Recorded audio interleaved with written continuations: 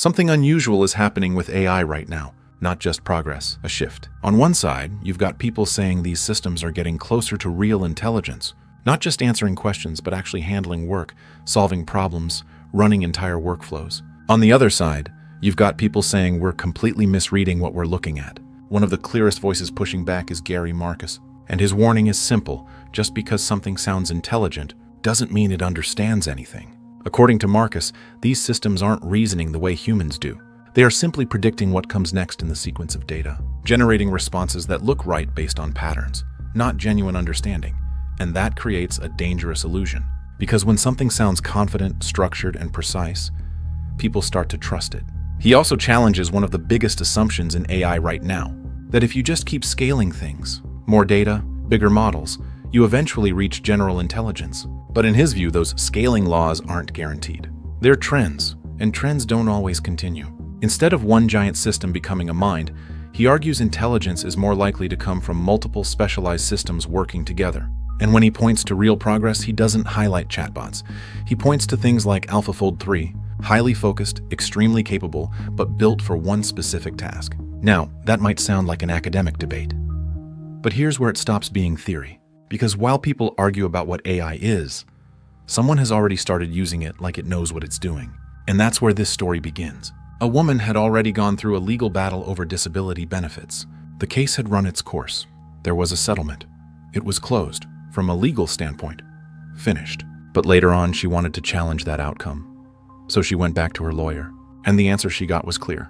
No, there was nothing left to reopen. At that point, most people would accept it. She didn't. She went to AI. She asked whether she was being misled. The response pointed her in the opposite direction. It suggested there might still be a case. That was enough. She let her lawyer go and decided to continue on her own. From there, things escalated. She began generating legal arguments, drafting filings, preparing documents, all with AI, and then she started submitting them. Not once, not twice, but repeatedly. Over time, the number built up. Motions, statements, requests, all aimed at reopening a case that had already been settled. At least one of those filings referenced a legal case that doesn't exist. The court rejected the effort. The case stayed closed. But it didn't stop there. She filed a new lawsuit, again using AI to help construct it, and then came another wave of filings. At that point, the situation changed, because now the focus wasn't just on what she was doing, it was on what she was using. The company behind the system is now facing a lawsuit tied to this chain of events. The case, brought by Nippon Life Insurance Company, makes a serious claim that the system didn't just assist. It stepped into the role of a legal professional, without a license. The accusations go further.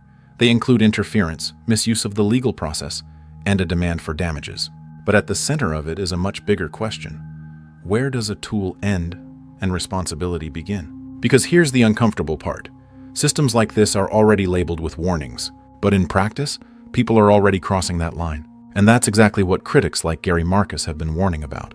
Not that AI is useless, but that it's convincing enough to be trusted, even when it shouldn't be. At the same time, these systems are becoming more capable, more helpful, more involved in real work. And that creates a strange middle ground, where something can be useful, but still unreliable. This case sits right in that gap, not because the technology is fully intelligent, but because it feels like it is.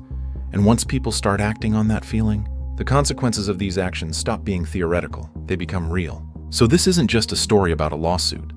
It's a glimpse of what happens when perception moves faster than reality. Because the real question isn't whether AI has reached human-level intelligence. It's what happens when people start behaving as if it already has. And that exact moment we are currently witnessing, and that moment might already be here.